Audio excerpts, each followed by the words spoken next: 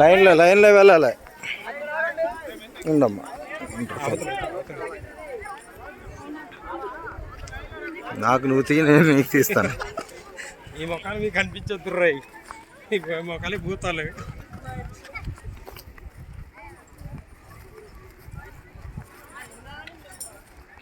కొట్టాను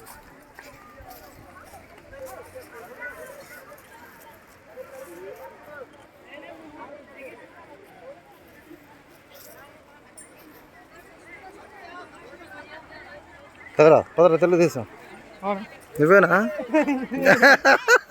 మరి నిన్ను ఎవరు అన్నారు అలాగని? అదేనా పేరు? రంజిత్ అన్నాడు రా, రంజిత్ నవ్వుతున్నాడు. నిజమేనా అది? మన